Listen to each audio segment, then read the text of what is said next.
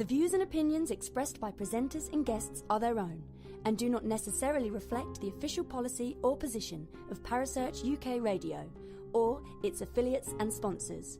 Listener discretion is advised.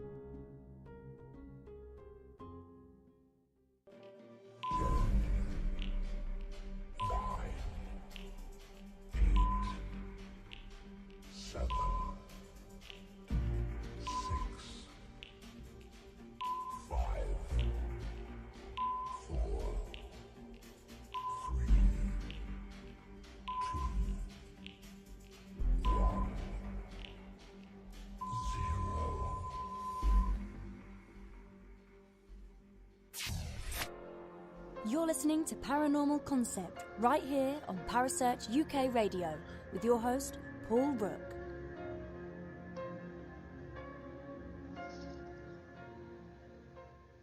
And good evening, everyone, and welcome to another Paranormal Concept.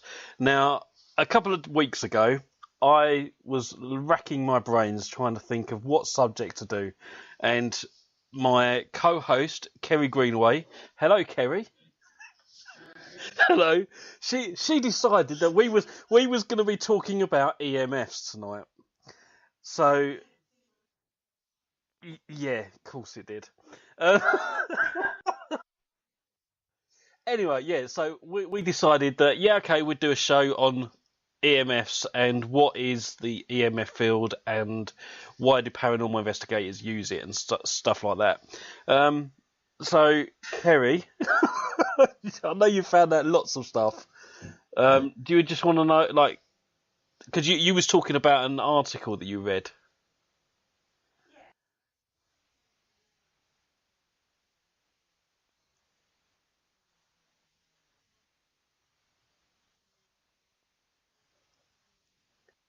Electromagnetic fields on health, ultimately that was the whole point of the article.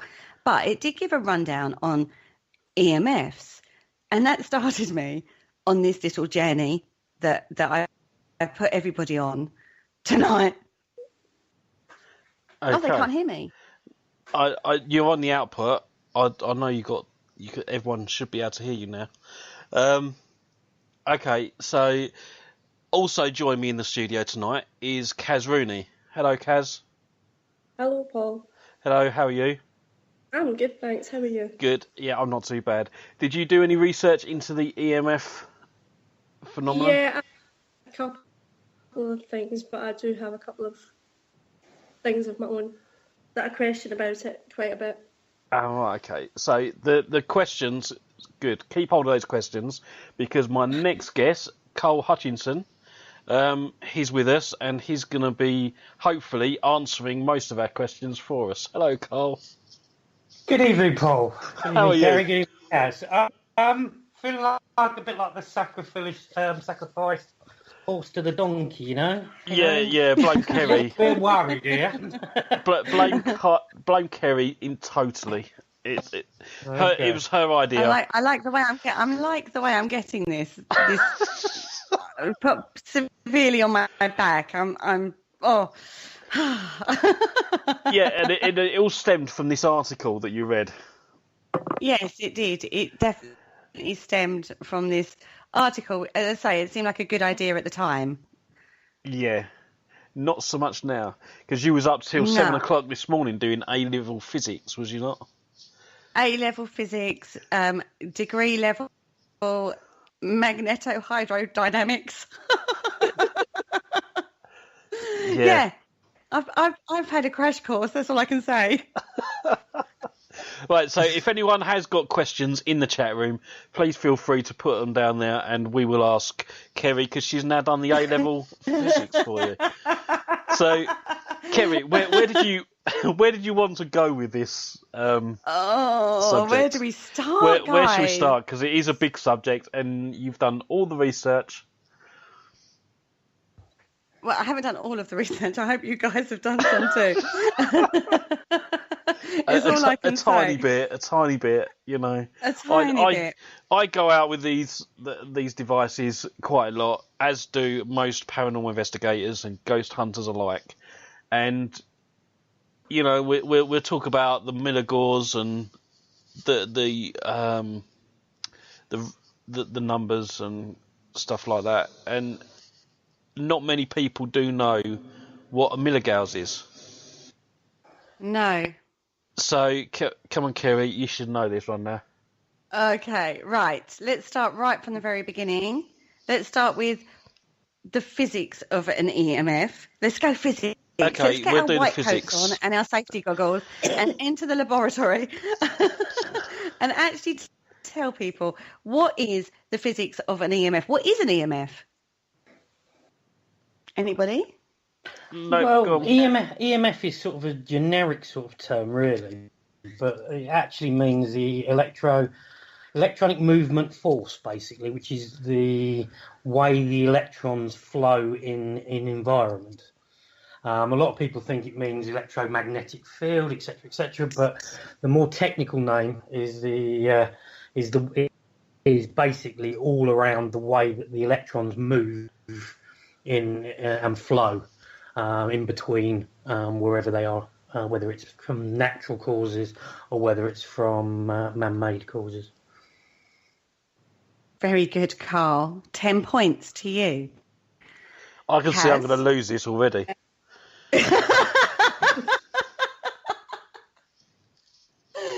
Okay. Right. Let me give you a little rundown on what I found out, because I went very technical with this. Oh, God.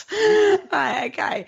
So a positive charge from wherever that comes from creates an electric field, and this radiates away from the positive charge. Now, if you have a current, which is a rate of flow of the electric charge, a magnetic field surrounds the electric field. Okay? So we have magnetic and electric fields. Now, depending on the voltage, depends on the strength of the electromagnetic field that's created. Correct. But there is another way that electromagnetic fields can be created. Now, if you have a changing electric field, even if it has no current running through it, it is just, in fact, it has an electric field will create the magnetic field, right? And vice versa. So if you have a changing magnetic field, this thing creates an electric field. Yeah. So those are the two places that EMFs can be created. Correct, yeah. Yeah? Oh, thank Well you, done. Carl. I'm so glad you're going correct. Now, a seriously clever guy named James Clerk Maxwell. Now, Kaz, you're like this. He was Scottish. Excellent. Gotta love a Scottish. He was a scientist in the field of mathematical physics, and he formulated the theory of electromagnetic radiation, which brought together electricity, magnetism, and light as manifestations of the same phenomenon.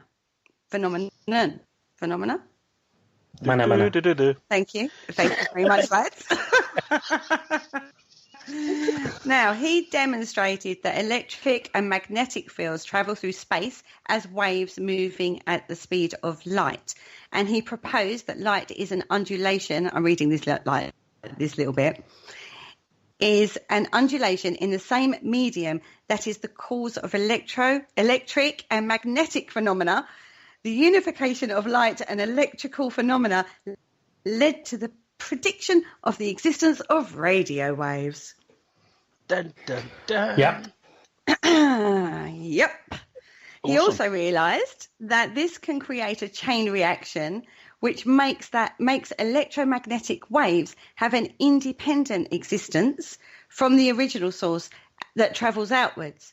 Okay, so if you think about a frequency being transmitted from an antenna, that's how it sort of happens. Yeah, and it's sort of in layman's terms, it's a bit like when you throw a pebble in a pool of water. The waves ripple out from the source of where the pebble goes in, and that's basically how the field or the force or the flow, whatever way you want to call it, reacts. So it will emanate out of a central point of where it's emanating from. So as it goes further, it becomes less and less and less as it goes further and further out. That's right. Now, Okay. when we talk just about before you carry on, All right. Sorry. We've got a question in the chat room. Richard Clements wants to know who would use an EMF meter. Would it be electricians, for example? No. Okay, there you go then, Richard. There's your answer. No. Well, I've been down this with an electrician. He didn't know what the hell I was talking about, quite frankly. Well, I think when it comes to electrician side of it, they basically look at it. They look at something called a density of where the power lines or whatever they're dealing with, and they will use a form of an EMF meter to basically detect where power lines are in, say, studding, in walls, in grounds, etc. But I don't believe, I could be wrong, and I'm sure people in the chat room will probably tell me if I am, they don't call it an EMF. They call it another name. Because I think it's more of a magnetometer, I can't actually remember. So basically, they're looking for the distortion that's coming out so they can locate something. Yeah, that's basically what I found out as well, that they're basically looking for a voltage rather than an EMF. Yeah, they look for AC. They're looking for AC, I think. That's right. Whereas when we're out in the field, we're looking for the lower frequency spectrum rather than a mains frequency. God, I can't even speak tonight. Frequency spectrum. So it's like we're looking for a lot more the smaller electrical outpulses rather than the mains, don't get me wrong, your equipment will still pick up on the mains voltages, but we're also looking for the lower spectrum range as well. Yeah, and it also depends on what type of meter you're using, because the different types of meter will pick up on different densities and fluctuations. And not all mel meters, or not all EMF meters, the generic term, will pick up on the same AC, DC, high current, low current, man-made, etc. So it all depends on what type of meter you're actually using as well. That's right. Shall I carry on, Paul? Yeah, you carry on, because it's just going right over my head at the moment, so keep going. Right, okay. So when we got to the point where we talk about frequency being transmitted by an antenna, that sort of thing, okay? So then the oscillation between the changing electric and the changing magnetic fields can travel through a vacuum. So it doesn't necessarily need a wire Put your or something sandwich in the like microwave. Now, we need to get into the electromagnetic spectrum. Now, this is where I got a little confused. I'm not going to lie. Just a little? The wavelength, just a little. There were many times last night where I was bashing my head on my desk and going, oh, my God, what have I got myself into? I'm not going to lie. Okay, the higher the wavelength, the lower on the electromagnetic spectrum. So, for example, from lowest to highest, for the lowest is radio waves, like AM radio. Then it goes up to microwaves, like cell phones, TVs, that sort of thing. Then we go into the infrared. Then we go into the visible light spectrum, which runs red through to violet. This is like way too Then we go into ultraviolet, then to X-rays, then to gamma rays. Now, the smaller the wavelengths, yes, please, the more energetic the photons are, and the higher the frequency, the more dangerous they are. So gamma rays are like what you would get from like a nuclear explosion or something like that. Yeah. I love the fact that he's agreeing with me on this. I'm so glad I did my research. So would you get an EMF reading off of Bruce Banner? Yes. Who? Oh, awesome. The Hulk. Yeah. Oh. Careful. Well, you know me, I like to try and catch you off there. I'm like, what's that? I didn't research that term. Oh my goodness. Basically, the Hulk or Bruce Banner was basically in close vicinity to a gamma radiation explosion, which basically infused his body with gamma radiation. So, yes, he would be lighting up a Christmas tree if he walked near it. Okay, cool. Yeah, so don't ever do a ghost hunt with Bruce Banner. You'll be fine. No. No. Oh my goodness. Okay. Anyway. Now, sources of electromagnetic fields, they're all around us, just about everywhere, I found out. It was quite an eye-opener. Yeah. Oh, dear. So okay, I'm going to throw this to you guys because I've done quite a lot of talking already. So where would we find electromagnetic fields? What would emit electromagnetic fields, guys? Everything. Near enough. Anything that is on a powered level, so any type of object that is powered by some sort of mains battery will kick off some sort of form of EMF. So mobile phones, clock radios, anything basically around the house. You've obviously got your junction boxes in your house, you've got lights, you've got basically everything. Anything and everything will kick off some sort of man-made EMF. Could there be even EMF picked up from the human body? With electrical impulses and things. This is what I'm sort of thinking. Yeah, you would obviously need some sort of different type of meter or device to actually pick up on that level. Because they do say that the human body can power a battery, etc., because of obviously the electro impulses that are in the human body. So my understanding is that the human body does kick off a small amount of EMF that you can pick up depending on the meter, what you're using. It's a bit similar to, obviously, when we discussed, or I listened into a show not so long ago with you guys when we were talking about the brain impulses. Yep. And that's just the synapses firing between each other, producing a spark, basically. Okay.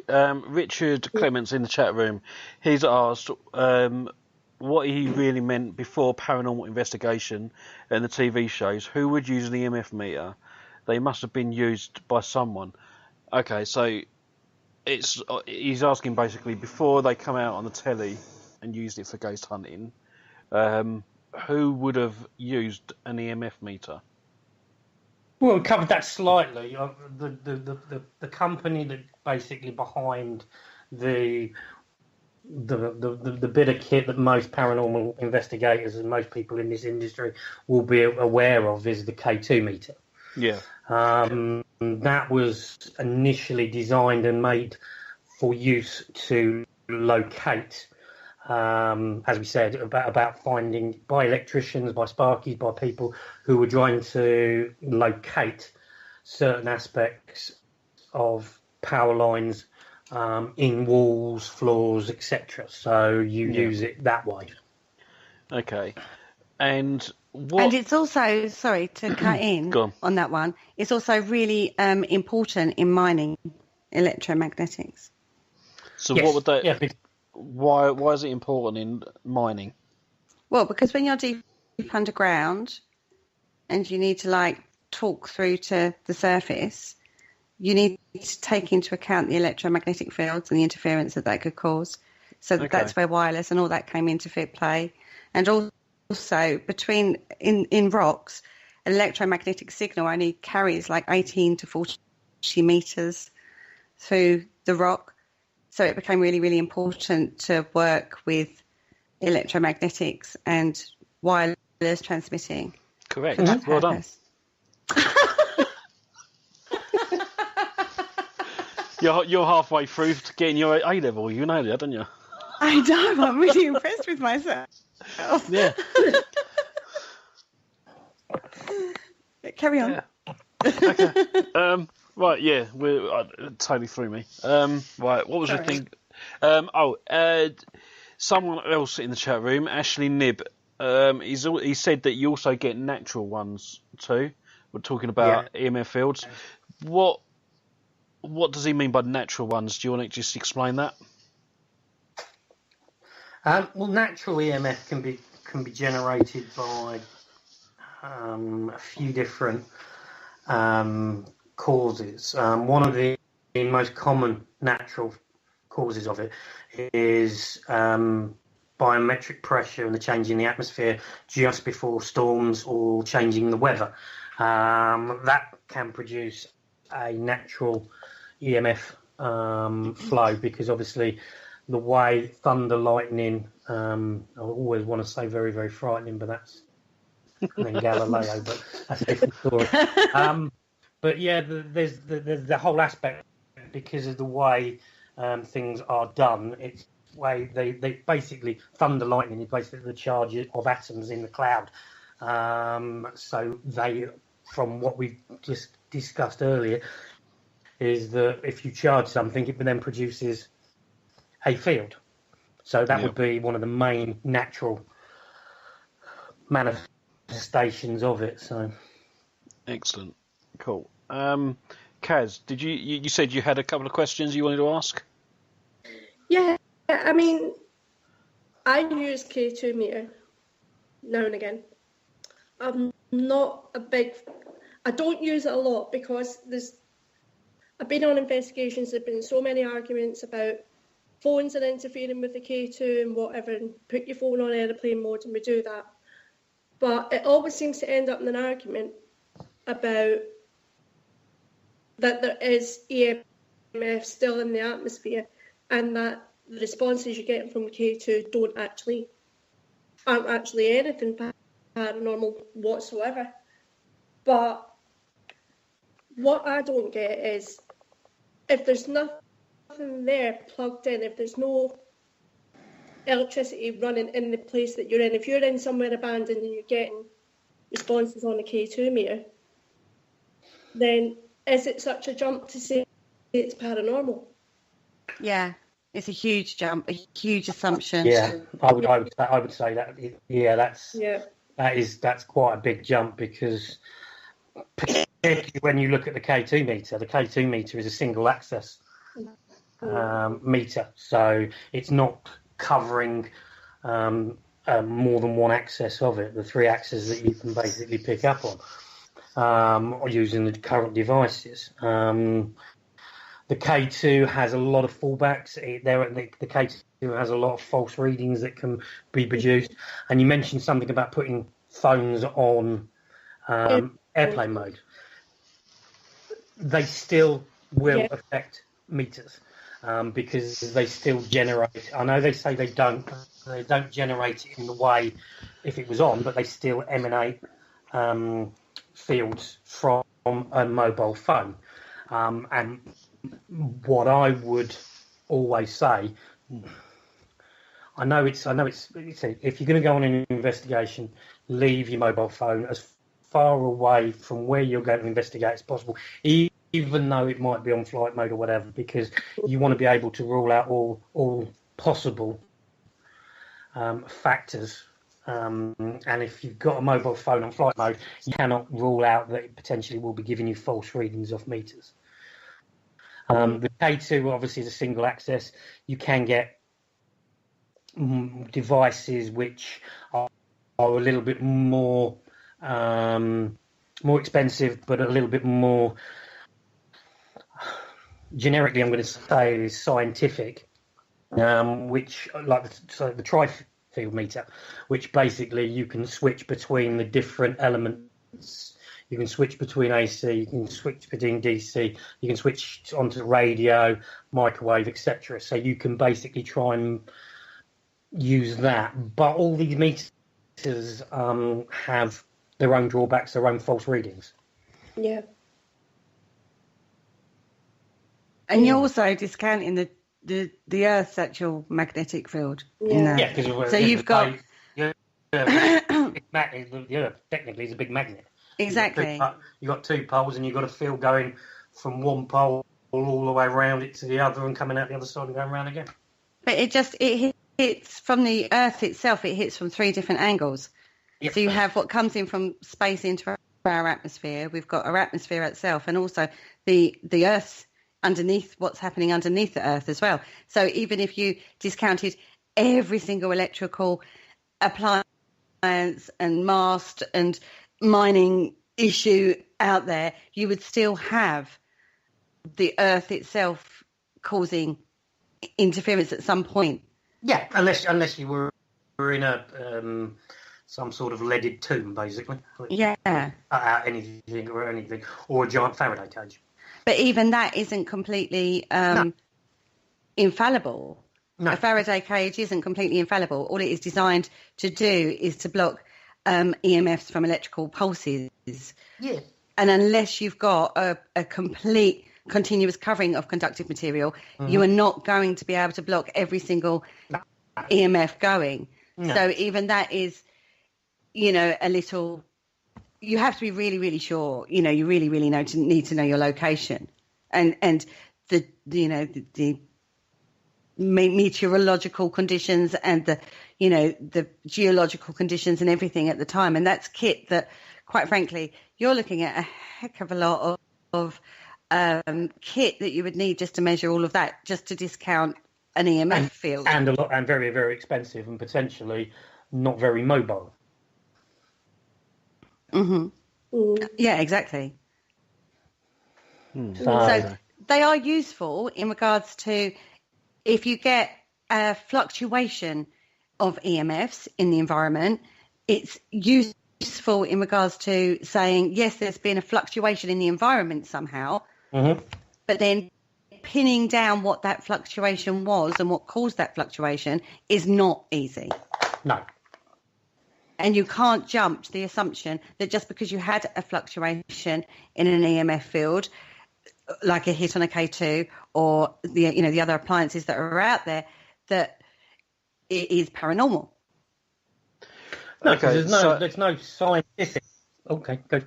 I was just going to say, Ashley Nib in the chat room again. He's playing devil's advocate now. He's asked, why do we associate EMF with the paranormal?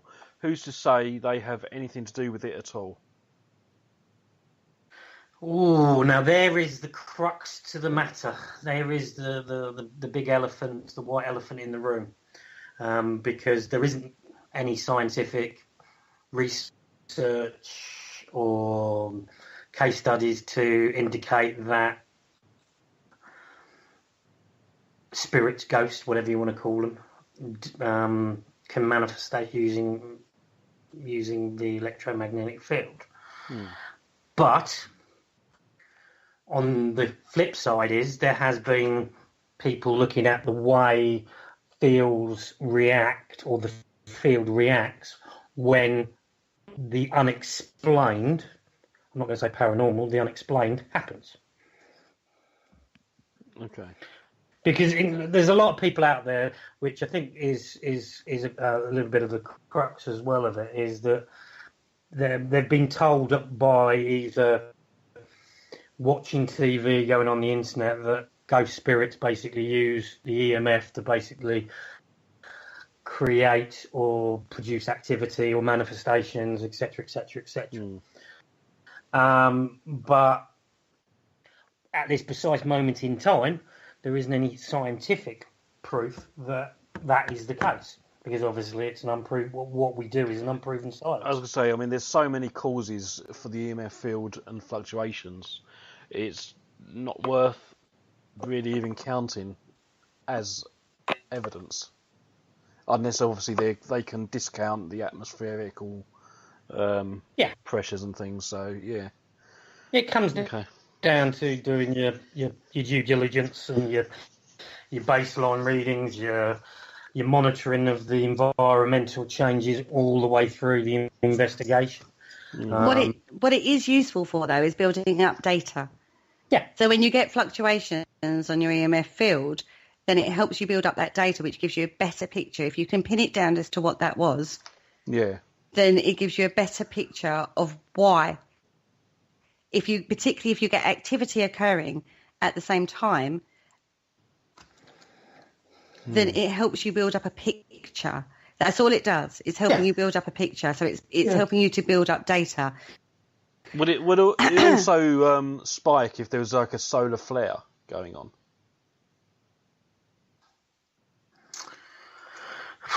Difficult to say, depending on where you are in the world. Because obviously a solar flare happens, or whatever you call it, like so many light years away. So by the time that reaches the planet where we are, that's long gone. So it's that whole aspect that I was saying about dropping a pebble in the water. It depends on how far away it is before you get to depending on how strong the distortion is.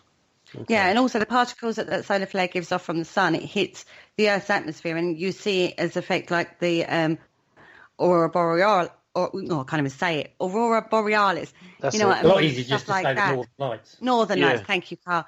And that fluctuates though as well. When you think like some nights they get loads and loads, and it's a magnificent display, and other nights that they don't get hardly any at all. So it's very difficult to judge it, and it would depend, I would think.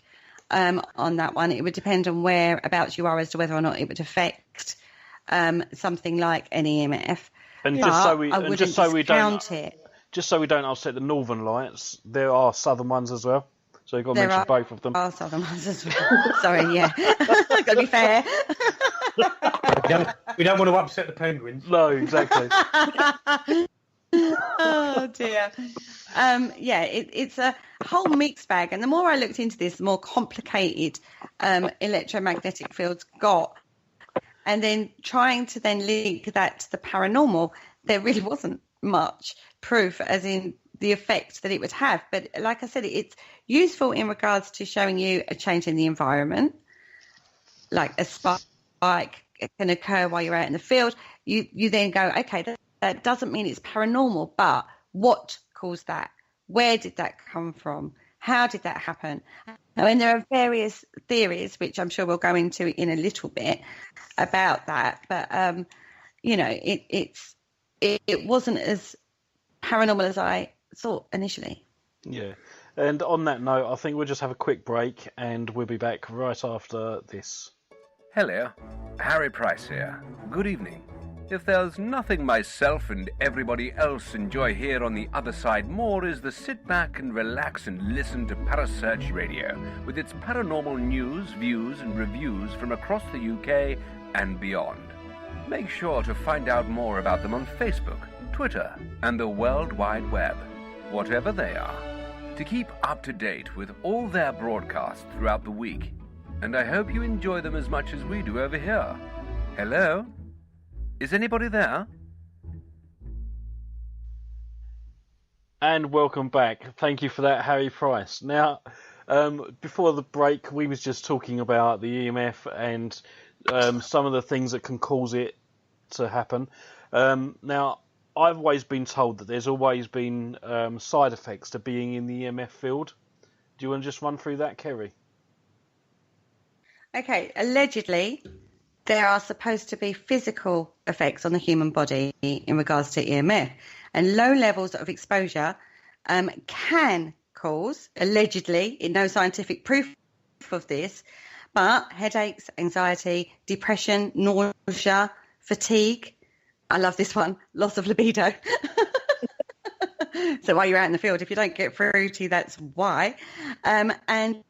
But there is no scientific evidence that supports this. Now, the World Health Organization, have looked into this quite extensively, and they can't find any definite proof on this, but it is reported time and time again, and it is all put down to EMF.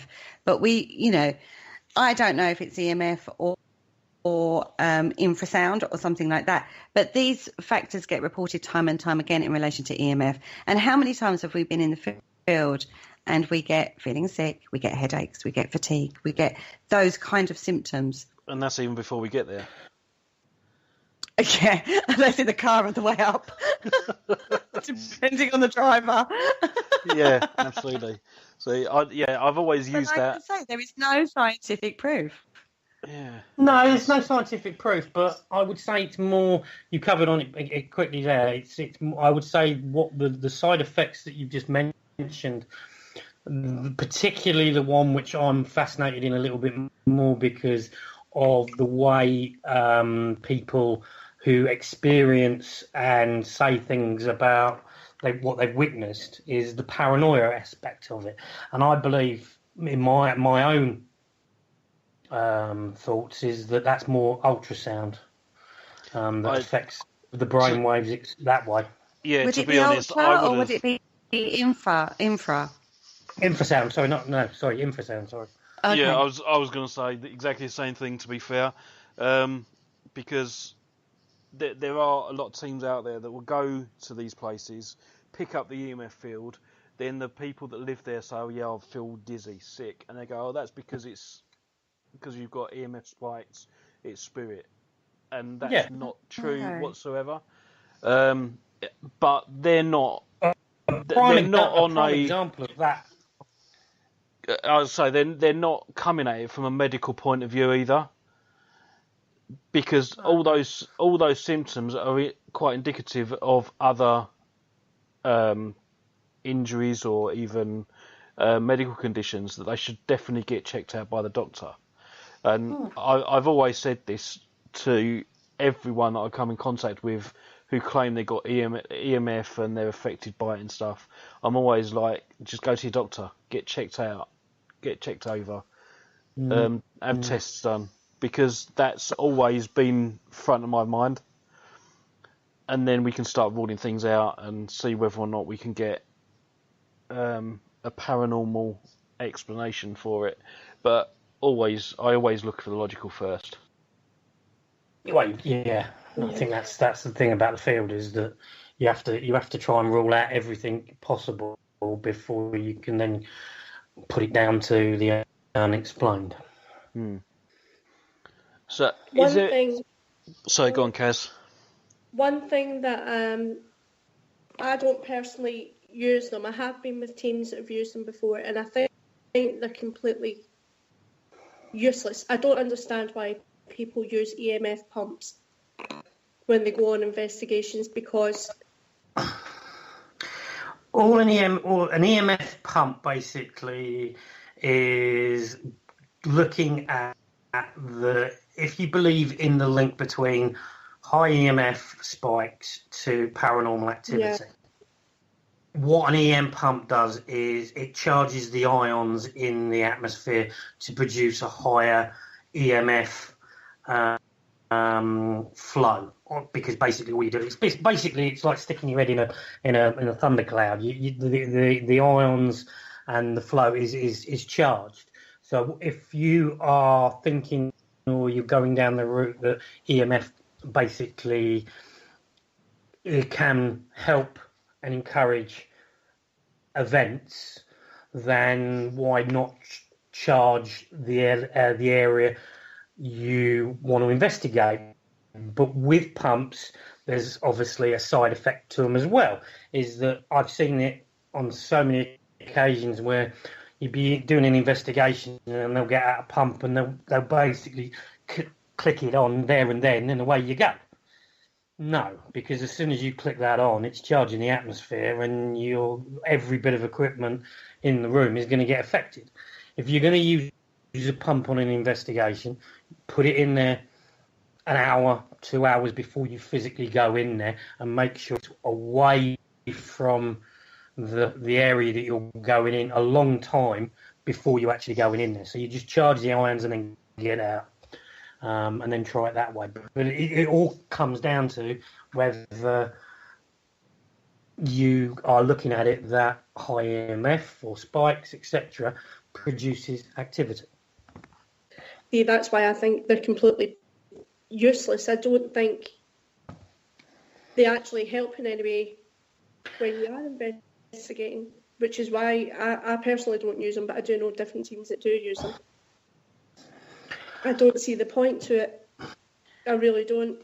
The thing is, there is one theory that spirit or ghost or whatever you want to class, that as, uses the magnetic spectrum rather than the electric magnetic spectrum. Yep. Yeah. Right? So if you use an EMF pump, although you're boosting both the electromagnetic field, so you're boosting both sides, if you're boosting that, if the theory is right that they can use their magnetic fields to come through, then it increases activity. But there's no proof. It's a theory. It is. It's all a theory. Yeah, I mean, I personally, I don't use an EM pump. Again, I don't see the point of them. They're just a box with red light on it. totally boring. So what I use instead is a what they call plasma ball. That's it, and it still pumps out high EMF, but you've also got the visual electricity coming from the central ball, and if there is a spirit there using that energy, whether it be magnetic or any other type of energy that it throws out, then it should be able to affect the electricity that's coming out of the central ball. So it would be a more visual thing rather than a EM pump and a red light. I'd just An EM pump shouldn't be. An EM pump is a tool to basically charge a room. It's not. Yeah. Shouldn't be used as part of an investigation, i.e., say you're using it at the same time you're investigating, because that's not what they're designed for. When you talk plasma balls and stuff like that, that is what you say, like a visual effect of showing the electricity, and you can get it where it touches, it moves, etc., etc., etc. So the two different elements. An EM pump is like an EMF vortex. It's basically used to charge an area before you go into it to see whether activity will happen. If you then believe that EMF, magnetic, or whatever flow or whatever axis you're trying to look at produces activity. Yeah. So, Kerry, what else did you find out? Well, or have you now got to the end of your research? No, because when I was, I touched on the Earth's magnetic field, because obviously that is more my baby than anything else, really, to be fair. Yeah. Now, like I said before, the Earth itself is incredibly electromagnetified. I made a little word up there, guys. Did you like that one? Awesome. I love that one. That'll be in the dictionary next week. I know. I'm making my own dictionary as we speak. And this is variations in electro and magnetic fields, which is coupled to changes in particle density. So it makes a difference as to regards to, the environment you're in. Now, I know everybody hates the fact that stone tape theory, but this is where I kind of sit in with crystals and minerals.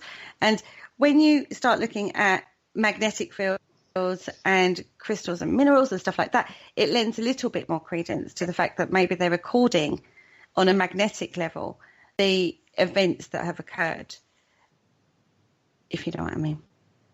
Yeah. So that's sort of where I went.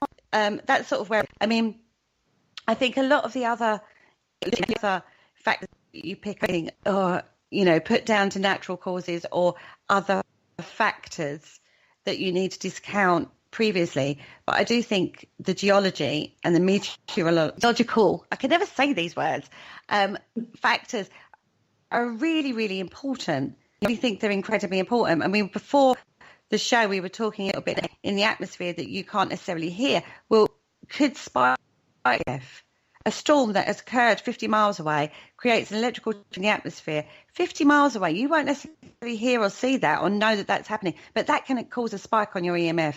Yep. Because it travels. Yeah. It's like, as Carl said earlier, it's like throwing a pebble in a pond, and think of the ripples that come out. Very, very similar to how electromagnetic works in the natural environment.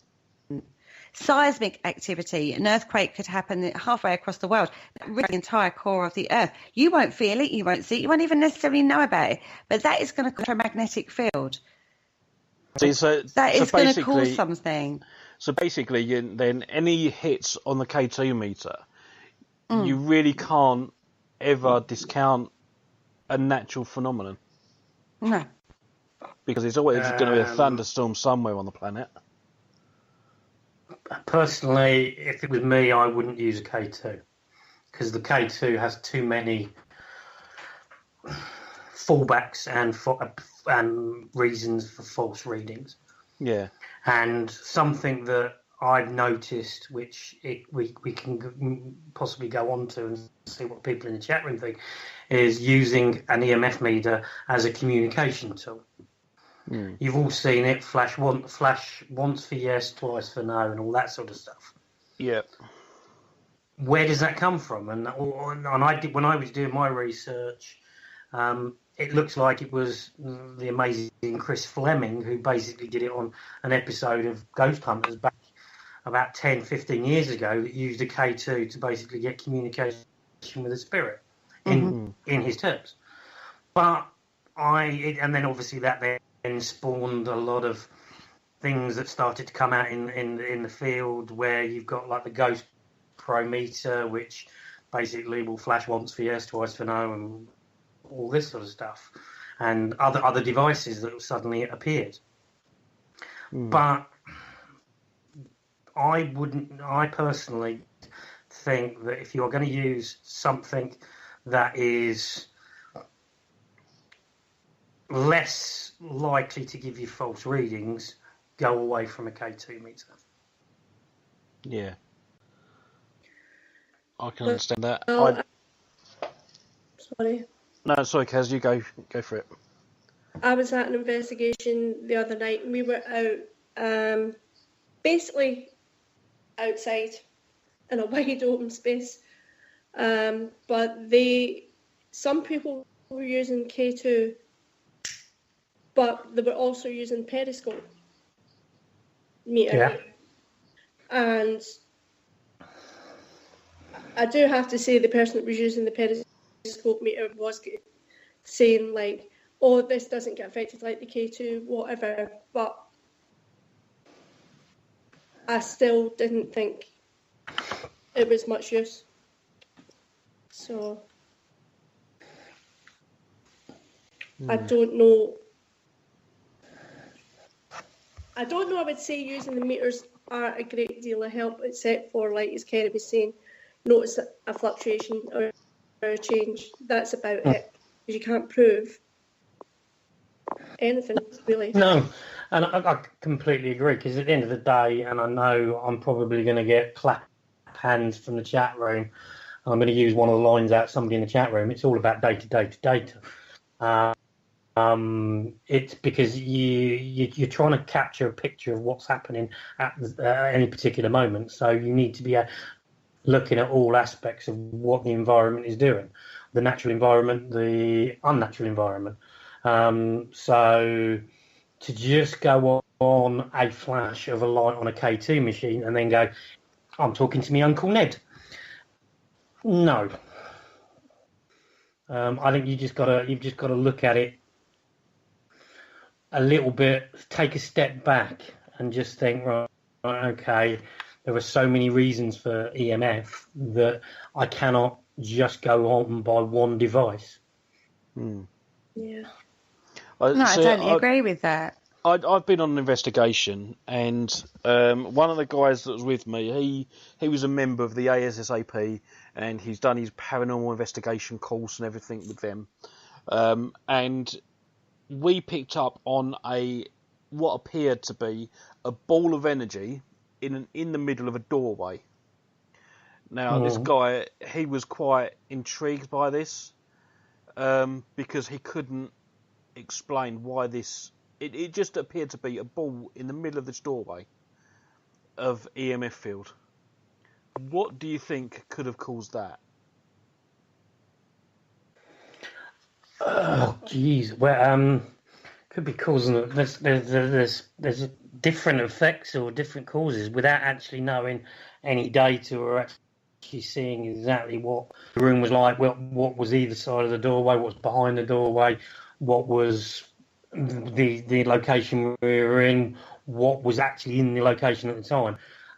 It's just speculation, but it could be several different things. It could be, as you say, a spike between two areas that produces this sort of pulse. But was it captured? Are you talking? How did he know it was a ball?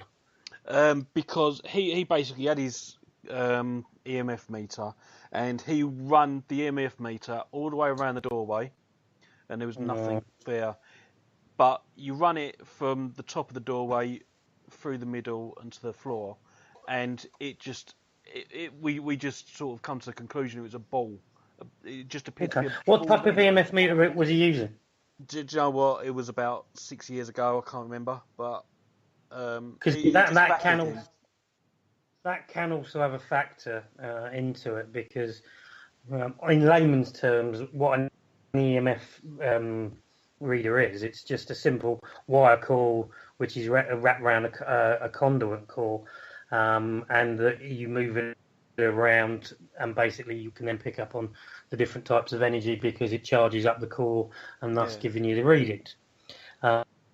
So technically, one of the fallbacks of a K2 and a couple of other things, one of the fallbacks of a millimeter, the digital reading, which gives you it, is that if you move it too quickly, you are producing false readings. Yeah. So unless it was the same speed going up and down and left and right, etc., you need more data on that, and it's difficult to actually come up with a reason why that was, unless you were physically there and you experienced it at the time. Yeah. I mean there's a good point. Yeah, I was going to say, Ashley in the chat room, he's asked if there's a magnet lock on the door. There was no actual door there. It was the door frame. It was just a frame. Because it was going from the front room to the kitchen. They'd taken the door off, and it just appeared that we couldn't see whether or not there was any... it went into the kitchen. Do you know what I mean? It just... Was there a light switch? Not that I remember. As I said, it was going back 6 years now. You look at most houses. I'd say possibly. I'm good because I don't know. But I would say if would a light switch cause that? Because we couldn't find any way that it was reaching any further out than the centre of this doorway. Well, all a light switch is, it's an on-off. It's basically changing the current. So potentially you've still got a current running through it. Yeah, but then surely wouldn't it, rather than jump over, so you can't detect the middle bit? Do you know what I'm saying? It's to be like a tunnel effect, for want of a better word. I see what you're saying, yeah. But if you, for example... From the source to where it's detected. Yeah, I can understand what you're saying, but... I just couldn't... I didn't understand it at the time, and it was this ASSAP guy that picked it up, and it sort of through him, you know. He was really quite interested about that particular piece of evidence. But, we couldn't explain it. So it just was put down as unexplainable. I just thought I'd throw that in there just to see what you thought.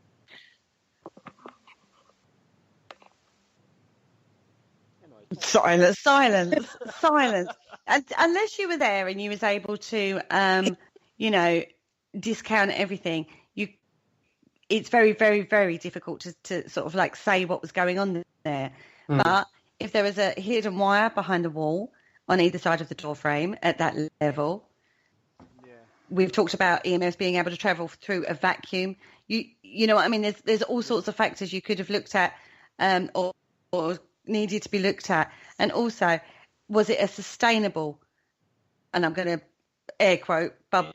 It was there. It was what appeared to be a bubble of EMF charge. But what I'm saying, was it sustainable? How long was it there for? Was it there momentarily, or was it all the time? Quite a while, probably about 10-15 minutes, and then it just vanished.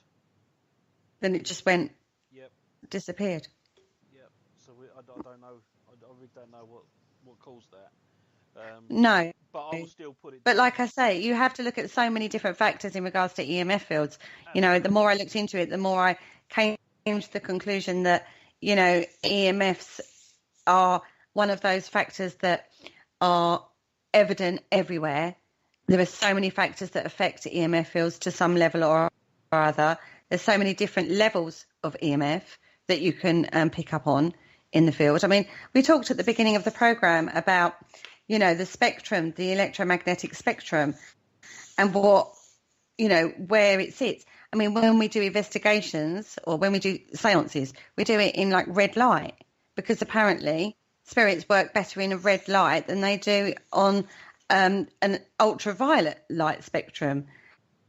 And yet I've also heard people talking in the field that they've turned their cameras onto ultraviolet and picked up more I'll use the word loosely, evidence. Do you know what I mean? So light spectrum could possibly be a factor as much as anything else, but that's only the tiniest part. The visible light spectrum is the tiniest part of EMF fields. Like I said, we started from radio waves being the lowest through to gamma rays being the highest. So you have got so many levels that you need to discount before. I mean, obviously, gamma rays, you'd be able to say, well, there's no nuclear explosion or bursting star going off in the universe at that time, possibly, that could have caused that. But you don't know if for that particular point in time, a radio wasn't trying out a new AM frequency. For a small segment of time, you don't know that somebody local, as in within, a 20-mile radius, wasn't trying out a low frequency EMF AM radio that for that 15 minutes affected that EMF field at that particular point in time. And that's where it just seemed to manifest. Do you know what I mean? Rather than it being a spirit, or a paranormal event. I'm not saying it wasn't. I'm just saying it's a possibility that you need to discount. But unless you go knocking on everybody's door for the immediate radius that could have occurred or could have affected, you're never going to know. For all you know, underneath that specific point in time in the Earth's core, there may well have been some form of shift that caused an electromagnetic field that sent up that bubble of EMF. Yeah. Or magnetic field. You don't know. No. Yeah. Because at the end of the day, you're talking about that. You've got the tectonic plates in the world that are always shifting, so they're always causing frictions, and that's obviously how earthquakes and whatever happens. So you've got so many factors to take into account before you can actually do anything like this. Yeah. I'm quite. Yeah, I just feel sometimes that people look for an explanation for an EMF field a little bit too generically.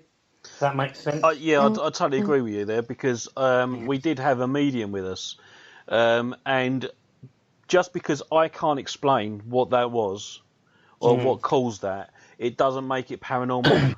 So I will just put it down to being unexplained, and just because I can't explain it, don't mean to say someone else will in 5 years' time, But the medium there, he was quite adamant that it was a vortex where the spirits would come in and out of the house, and I'm like, well, I'm not too sure about that, but okay, whatever, floats your boat, It was like, but that was his explanation for it, and I don't tend to agree with that. But yeah, I mean that was what his views was, and I'm sure plenty of other people would come to the same conclusion. And if there are paranormal teams or ghost hunter teams out there that go to these places, they're giving people the wrong information, and that sort of gets on a little bit. I think it's. I can understand where you're coming from, Paul, with reference to what you just said, but I don't think it. There's teams out there, obviously, that we all know and we've all witnessed and whatever. But I think there's also it's coming down to having a knowledge of what you're doing. Just because you've got a black T-shirt and a silver aluminium case and a baseball cap doesn't make you a paranormal investigator. I'm a bit disappointed now. Yeah. You have to do your own research, whether it's down to equipment, whether it's down to the science behind certain natural things that happen. It just means that you have to be able to look at something and then use your experience, not saying you're not expert, but your experience to see how you can rule out certain aspects. Yeah. And as we've always said over these shows and listening to you guys on on doing shows. One piece of evidence doesn't explain it. You've got to be able to look at something where you can. I think in an ideal world, you want to be able to recreate it in various different locations under the same environment. And then then you've got something like a proper case study, a proper scientific thing. Is if you can create the same natural environment in a location time and time again, and you get the same activity, I would say that's more interesting, because if you can control things in a controlled environment, you've got more chance of basically be able to rule out aspects to get to an end up of a certain point of view. But I mean, you're never going to be able to rule out the EMF then, are you, really? No. So you might as well just not bother with a K2. That's yeah. That's the bottom line, really, isn't it? No, I wouldn't bother with a K2 anyway. Well, that's fine, because I don't actually own one. There are definitely other ways. There are other ways of communicating with an alleged spirit than relying on an EMF meter.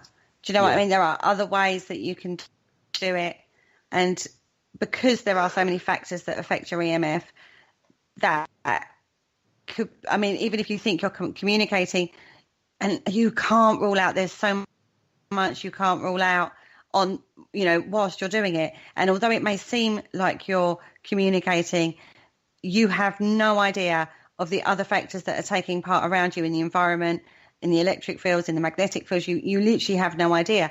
So it could be a coincidental communication that you think you're getting, rather than it being a real communication that you're getting. So there are other methods that are a lot better to work with than EMF. Don't get me wrong, I'm not discounting them completely, because they are handy for baseline tests. So if you are getting people with physical symptoms, you can go, well, we know that there's a high EMF in this thing. It's a possibility that could possibly, I'm not saying it is, but it's a possibility it could be, even though there's no scientific proof, that could be causing that, rather than a spirit's trying to take you over. It's a demon. Do you know what I mean? You have to be so open-minded and so aware of other factors when you're working in the paranormal field. To just take a flash on a K2 as evidence that you have got spirit communication is absolutely ridiculous, in my honest opinion. I think when it starts coming down to people's medical outlook, when they start getting dizzy, feel sick, stuff like that, I think it is very, very important that there is a first aider on every team, because I had an experience with that, and I'm the medic for my team, and we was at Fort Amherst, and we had a lady come to us, and she said that she started feeling lightheaded and dizzy and feeling sick. So she came out. We took her out of the environment, because just in case it is spirit, we've taken her out of the environment, and we took her to the hub room. And because I was the medic, I was there able to ask her the right questions and find out a little bit more about her medical history. And she was actually diabetic, and what was happening was her sugar level was dropping. So I was able to get her some drink with loads of sugar in it to boost her sugar level up. And after about half an hour, she felt fine. But if there wasn't a first aider on that team, and they assumed it was spiritual, then that woman could have been in real serious danger. So I'm quite, I've always got that foremost on the top list of everything. It's like you say. It's also, like you say about a medic. I would also put another flip onto that slightly. It's also how certain foods and drinks that you will consume before you go into an investigation can have the different effects to the human body as well. I agree. At the end of the day, we've all been there, we've all done it, because it's long hours. We survive on energy drinks. Not me. Not me. Well, I know some that do. Yeah. I know a lot of people in this field who basically will, in the past, have survived on energy drinks because of the amount of hours you're doing it. That's true. No, you aren't wrong. Yeah, and those particular aspects of diet, food, what you intake to what actually physically happens to the human body can have an effect on you that potentially somebody else or you are going to jump to the conclusion it's spirit when it's not. It's like you say, it's sugar, being diabetic, sugar bloody, or whatever. So that if we are going to move this field forward a bit, you have to take in every possible aspect to doing it. And one thing that I would say is public events, private investigations are two separate entities. Yeah. That I think sometimes get blurred because people presume that they're both exactly the same when they're not. They're completely different areas, they're completely different environments, and they should never be put in the same pigeonhole. No. Oh, I completely agree. We've talked about this before a few times on Parasearch, but your body, we've talked about your body. Sorry, bringing this back to where we're going with this show. We've talked about your body being the best tool, but you need to keep your best tool, which is your body, in the best condition that you can. That's being aware of your emotional state. That's being aware of your physical state. I mean, your body is full of electrical impulses as well that come from your brain. Anything that can interfere with that is important too. So you pump your body full of sugar or, from these energy drinks or high processed foods, then this is going to affect your emotional responses to things. I mean, you go out on an investigation, your adrenaline kicks in. You might get into a fear factor that can cause anxiety. There's lots and lots of other factors that you need to take into consider when you start getting a physical response, rather than just jump into the conclusion that it could be a spirit that's affecting your body.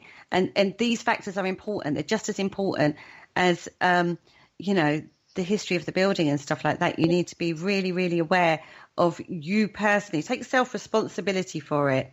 It's preparation, isn't it? It is. It's all to do with preparation. And if you go to a fast food outlet and pump your body full of refined sugar, it's going to affect your emotional and physical responses to situations that you're going into. If you then keep topping up that sugar buzz, as it were, throughout the evening, then you could find yourself becoming heightened in your responses to things that are normally, quite easily explainable. Yep. And then you can then, as Ashley has just said, it's, psychological contagion can occur as well. So the way you're reacting then affects somebody else, because why are you fearful? It's a factor that you have to take into consideration. Yeah. And it could all be caused through a sugar buzz. Yep. You could, like you say, sugar buzz. It could be. Yeah. It's one of those factors that if you are going to progress and actually look at things, you've got to take those factors into accordance. You can't just. It's not all about the 5, 6, 7 hours of physically investigating. It's the build up and it's the review and it's the whatever. You've got to basically everybody listening and everybody that we're talking tonight, they've been on an investigation and they know how long it takes. And then obviously you've got the review, you've got checking the data, you've got absolutely everything. It could take 2 weeks for you to actually go through all the data, if not longer. So it's those factors that you have to take into accordance as well. I totally agree. I do totally agree. It's not just the hit on the EMF meter. It's not just that. It's so many factors that you're considering. I mean, we've really pinned down EMF tonight. We've looked at it in relation to all sorts of factors that can affect it, and how far it can affect and stuff like that, from environmental through to, like natural to man-made means. And unless you discount literally every single factor, even down to the electrical impulses in your body from food and stuff like that being heightened, you can't jump to the conclusion that what you've got is paranormal or unexplained activity. Yep. Absolutely. Totally agree. Kerry, do you want to just have a look in the chat room and see if there's any questions or anything that's sprouted up? Well, Ashley is basically saying the same as us. I mean, Ashley is one of the most serious investigators I've come across. He says location, environment and current activity can influence psychological understanding of current events. Do we jump to a paranormal conclusion whilst seeking something paranormal? Not to mention a psychological contagion that can easily occur too. We are as much a variable during an investigation as the location itself. And then he's like, oh no, more Mountain Dew. No, there's not for you. And then Richard says he used to work with drug and alcohol dependency, and any rehab centre will not allow energy drinks or high sugar products. Now, I haven't looked into this sugar factor yet. That is an angle that lovely Graham Smith brought to my table yesterday, which I was like, oh, I've got far too much on my plate with EMFs, let alone looking at sugary drinks. We'll look at that on a different day. But, you know, when you think, if you just take, you know, a Coke, just a basic Coke, how much sugar is contained in a can of Coke? Do you know what I mean? And you drink a can of Coke to give you that, you know, to get over that tiredness, to give you that lift. How much is that affecting your, you know, your physical and emotional and mental responses in the field? That's a factor you need to take into consideration. And that's just a can of pop. Do you know what I mean? I've said Coke, but there are many other products out there. Of course there are, yeah. You know, just saying. And fast food, you think of the sugar that's involved in fast food. So consider what you're eating, consider what you're drinking, consider the environment, consider the other natural, you know, lights and phones and all those other kinds around you before you start jumping to unexplained activity. Yeah, it could even be just down to the sheerness of a long drive to a location. Yeah. How many of us have jumped into a car, driven 5 hours or 4 hours, whatever, gone straight into an investigation without taking a breather? I think that's another factor. I always try and get to a location in plenty of time, so I'm not tired. I would never jump from a car into an investigation because your body is reacting to the hypertension of you driving. So you are reacting to driving a vehicle where your senses are heightened because you're concentrating on the road, etc., etc., etc. And you jump straight into an investigation and you're potentially you're going to have the same effect. Tiredness is a big key.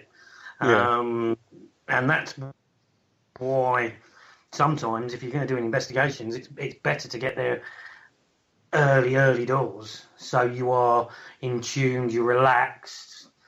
If you're into the whole meditation and grounding yourself, etc., you can do that straight. You can do that in your own time, or if you want to walk by a stream, or you want to do whatever you need to do, instead of literally opening the car boot, grabbing your cases, walking straight into an investigation, and bang, you're off. But you're also heightened. The minute you turn up to a location, you're heightened. You're excited. Your adrenaline's flowing. You know, the anticipation of that investigation is with you. Do you know what I mean? It's absolutely, you know, I know how I feel when I get to an investigation location, and you have to settle down. You have to then go, okay, so this is where we, for example, you're in caves. You've then got other factors to consider, like pressure and claustrophobia and air quality and all sorts of other factors come into play. Yeah, sure does. Rather than just walking in and going, right, we're going to set up we're going to set off locked off cameras there and we're going to do this. And the first hour of an investigation is very hyped up because you're setting up equipment, you're looking at the location, you're excited, you're finding your bearings, you'll find people running around, checking it out, having a look around, and then, you're setting your kit out and you're deciding where you're going to go, and then you get down to the bare bones of it. And then you go, it all quietens down, and that's when things start to, settle down, and then you can go, right, okay. But if you're already on a sugar bars or something like that, or you're tired, like you say, from doing 5 hours driving, it's not just the driving you've considered, it's then that period of time when you arrive to set up to actually start properly investigating. So you could be like 6-7 hours into that segment before you've even begun investigating. Yep. You know what I mean? And you've had a lot of varying emotions. I mean, you might have had a great drive. You could have been sat in traffic for an hour. That's always frustrating. That's always annoying. You could have had a driver cut you up that's, sent your heart racing. It's all these kind of factors that can affect your emotional, mental, physical responses to situations later on in the evening. It's bang. It's like knock-on effects. Again, we go back to, for a pebble in the water, you've got the outgoing ripples. Exactly the same with EMF. Exactly the same with your physical responses in a location. Absolutely, and it's just to a point where you think that if you try and cover every single aspect of this field, there would. To be truthful, you wouldn't get any time to do any investigating, to be truthfully honest, because you think of all the different aspects and this, that, and the other. But if you want to try and honestly get something that is unexplained, properly unexplained, you have to take all these factors into consideration. Yeah, that's true. But one thing, going back to EMF meters in the paranormal field, they're good because they give you a pointer in regards to a change in your environment. They give you an indicator into a change in the electromagnetic fields. That doesn't mean it's paranormal, but it shows you something is going on in the electromagnetic field. And after that is where you then need to pinpoint it down as to whether or not, or try, if you can possibly, pin it down to where that came from. And that is where we start building up data. Correct. That's it. Yep. It's all about the data. Normally it's a Japanese earthquake again. Blame them. Wow. Well, we won't go into that. But possibly. Yeah, that's possibly. it. Yeah. But I mean, it's just something you need to look at, earthquakes and just around the whole globe. Strikes. Yeah, absolutely. And even to a degree, solar activity. There's so much. And even, I mean, I know, Kaz, you was in Lancashire, weren't you? Yeah. You was at Pendle Hill this weekend. Yeah. And it's a huge mining industry. Mm-hmm. Yes, it is. So, you've got to start looking at that kind of thing. Where were the mines in relation to where you were? What activity was happening at the mines at that particular time? Just things like that need to be looked at. But it is huge. I mean, how can you pin that? You start going, oh God, where do I start with pinning it down? It's very, very difficult to do that unless you've got it, got contacts in all the right places, in all the right areas. Now, before we go, because we're kind of running out on the EMF, Kaz, you was out investigating at Pendle Hill this weekend, weren't you? Yes. And you was able to trial the new app, wasn't you? I did try to.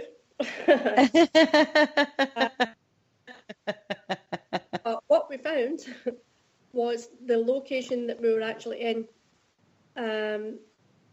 We were having a lot of technical difficulties out there. There was absolutely no phone signal whatsoever. We had cameras messing up. We had equipment messing up. There was quite a lot going on. And I tried about times and it wasn't doing. It just was not working. Oh, that's a shame. I know, but I am headed to Scotland this week. So if I get a chance on Sunday, I'm actually going to take it somewhere on my own on Sunday and try it. Fantastic. So stay posted on that. That's sort of where we're at with it, aren't we, Kaz? Yeah. So how was the investigation in general? It was good, but I just felt that there wasn't enough time. I was only there for, 1 day, really. And I don't really think in a place like Pendle Hill that's enough time. You need at least a couple of days there because there's so much history in the place, and there's so many places to go. You can't possibly cover it all in one day. You can't. But I did enjoy it, but I do plan to go back to it. Well, that'll be good. It will be, I hope. So Kerry, before we all do go, what is on the radio station this week? What's coming up? Well, tomorrow night we have Penny with her Haunted Histories.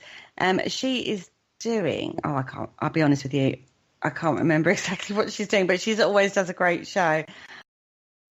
Thank you for listening. Don't forget to join us for more shows throughout the week. Find us on Facebook, Twitter, and the World Wide Web to keep up to date with all the shows right here on Parasearch Radio.